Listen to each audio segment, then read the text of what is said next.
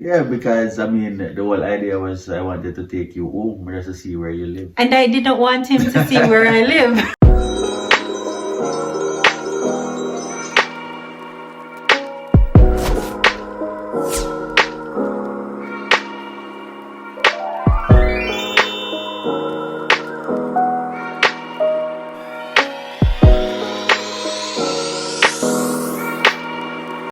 What's up, everyone?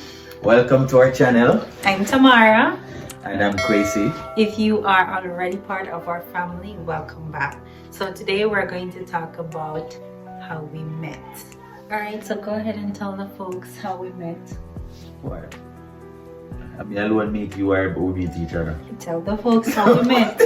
Alright, from my recollection, From your recollection. yes, Okay. I actually was working with an employment agency where I met this beautiful young lady right here. It was a particular day I was in office and I did not get the chance to speak with her directly when I saw her for the first time. And I'm telling you people, man, when she came in the office, she was actually a dropper. She had my jaws on the floor. Trust me. Yes, she was. Wait, I don't even remember seeing you that day. Like, I was in the background. oh, Yes, and I saw you after she left the office. And actually, I was the one who did the filing and all of that. So I checked on her information and I made sure that I got my number. Found not just your Yes. number. I found this a job opportunity for you because that was the whole idea to find you a job. And to steal my number from the file. Yes, that was in the equation also. And from there we started talking, even though it was just mainly casual talking. But trust me, people, I really liked her, and I made up my mind that I really wanted her in my life. Now this decision was not really up to me alone, but on my part, that's what I wanted. I was not attracted to him at the time. I just saw him as a friend. I realized though that he was a good person, but I still just saw him as a friend because I wasn't really looking for a relationship at the time. And so one day my phone rang and he was this guy right here, and he was like, I shouldn't do this, but I was wondering if we could be friends. And I'm like, okay. But in the back of my head, I was thinking, when a guy comes up to you and like, oh, we can be friends, it's never just friendship that he's after. Clearly. Okay, so we were friends for like almost 2 years. 2 years, yeah. Yeah, and we've never seen each other outside of work. So I've never been to his house. He had never been to my home. And one day, he would stop me, by the way. So I really stalked because remember when you were working, I used to bring you soup and all of that. yeah, I remember you love soup and I used to bring you soup and made sure it's not stalking, it was Okay. making sure that you got the right taxi to go home and all of that, and just to keep your company. okay. I wouldn't call that stalking. Okay, so he would call me every day wanting to know if I'm in town and can he see me, and sometimes I would tell him no, like I'm not in town today or I'm home already. Yeah, if you avoid me, right? Yes, Yeah. because like every day. And so one day I realized I was at the taxi stand and he just wouldn't leave, guys. He wouldn't leave. And every time a taxi came around, he'd be like, you're not ready yet, man. You're not ready yet. 5 minutes more. Guys, I was in heels all day. So just imagine. And he's like, "You're tired, let me hold your bag for you." So he took my bag hostage. Yeah, because I mean, the whole idea was I wanted to take you home just to see where you live. And I didn't want him to see where I live. But I had no choice. He wouldn't give me my bag back, so he took me home. Yep. And I was really, really hoping he would remember his way back to the house. That's what you thought. but remember, it was a case where I said I was gonna come again and look for you, and you said like, "Yeah man, come man." Because I didn't think he would remember how to get there.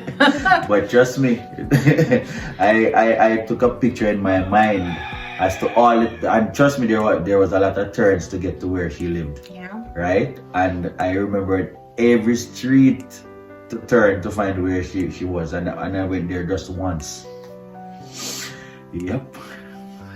Yes, so because I knew he liked me, I didn't allow him to come to my house, and I never went to his house because I lived alone, he lived alone, and I wasn't ready for a relationship at the moment, you know, so I didn't put me, well, I ensured that we didn't put ourselves in that situation at the time.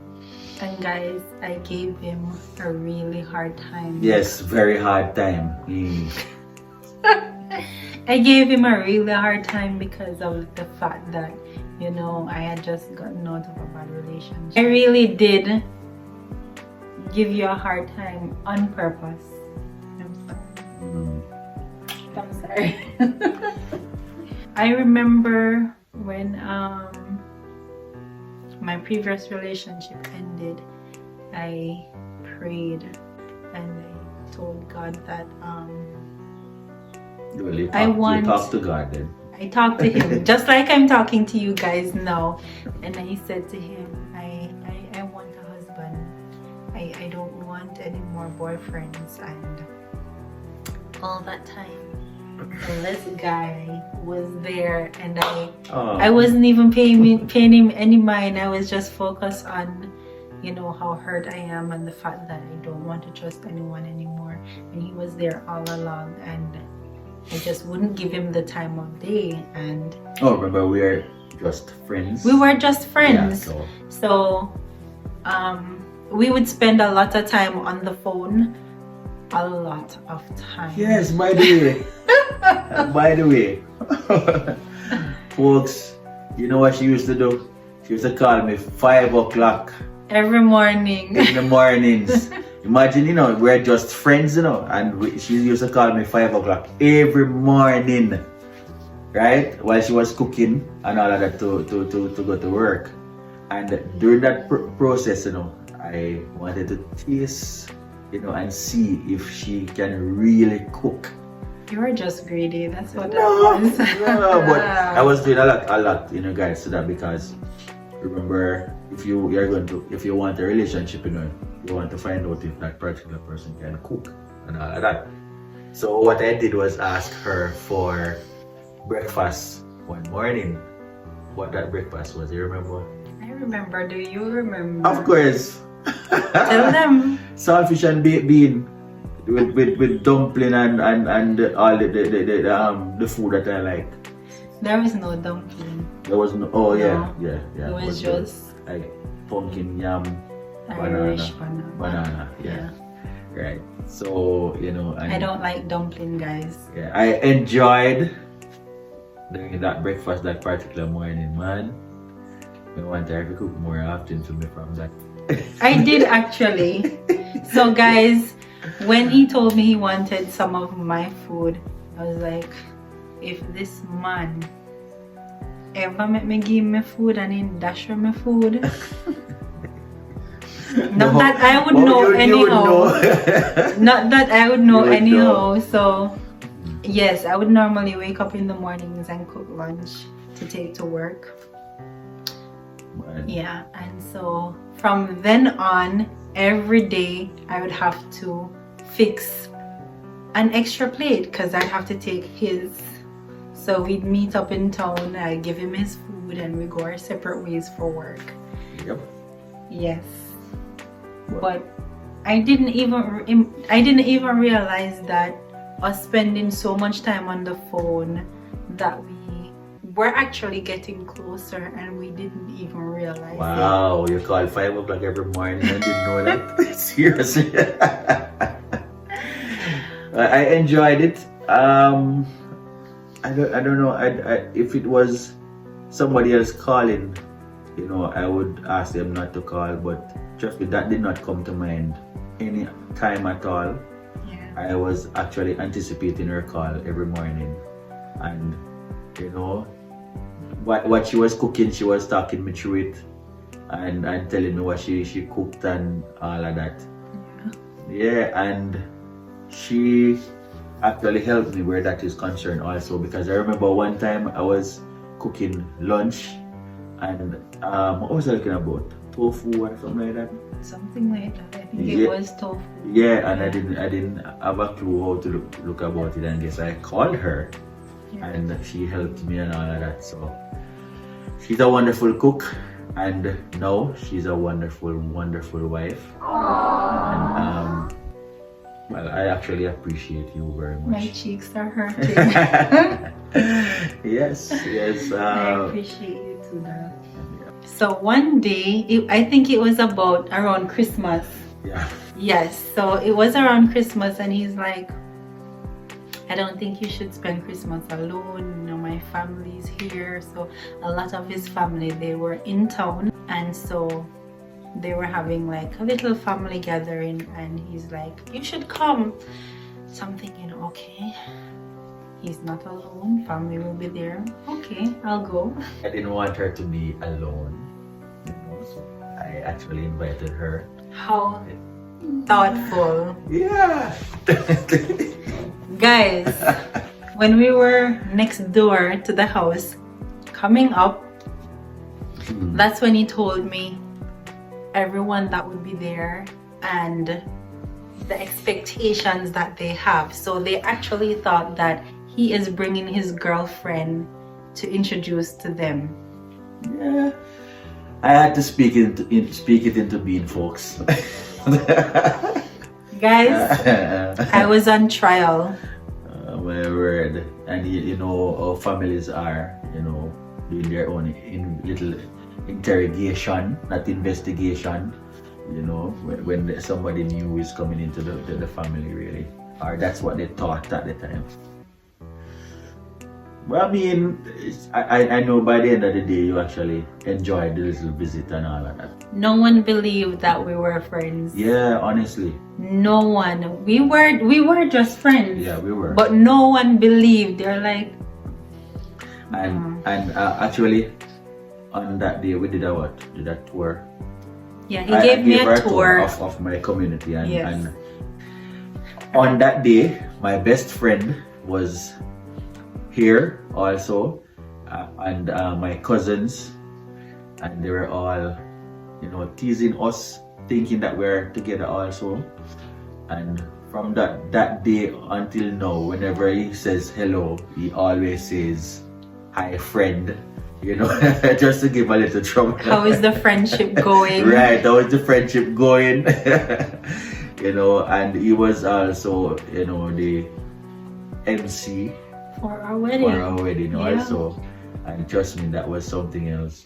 Yes, so that was my first time coming here, and I guess we got closer, and so I started coming here more often because Yep. his family was around. And guys, this would be like my first time being around him, like outside of the work. Like I've always seen him in his church attire or his work attire, always formal attire.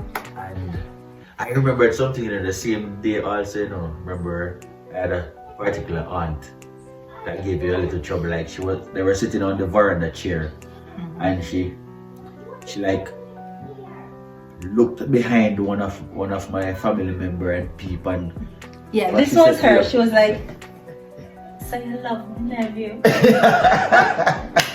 I'm like, Giving her trouble. everyone stopped, the interrogation stopped, and everything was quiet. Waiting for the answer and all Everyone was minding their own business at this point, and she had to put that little part in. Yeah, Like, trust me. you love me.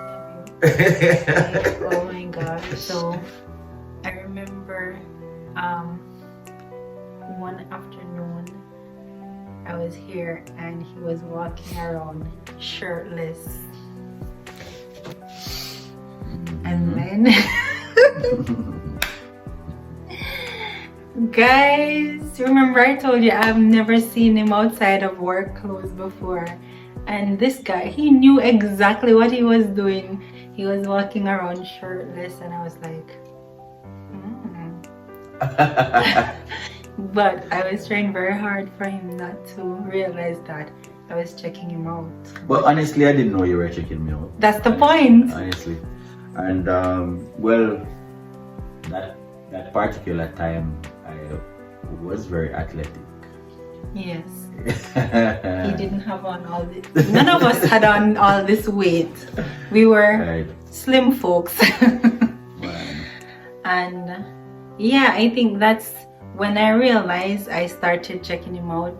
That's when I realized that, oh, I started falling for this guy. And it freaked me out. Like, I was on the phone all the time with my stepdad. I was like, this guy, he just won't leave me. He just won't leave me alone. And my stepdad was like, what's wrong with him? Like, and I'm like, nothing. He just won't leave me alone. And he's like, give the guy a chance. What are you afraid of? But I just was afraid. Thumbs up to her stepdad. I was just afraid because, like I said before, I was coming out of a really bad relationship. So yeah. Yeah, and I knew all of that. You know, I was actually patient and I really listened to her. Yes, You he know, all of was. that, you know. And my reward was great. Because, folks, I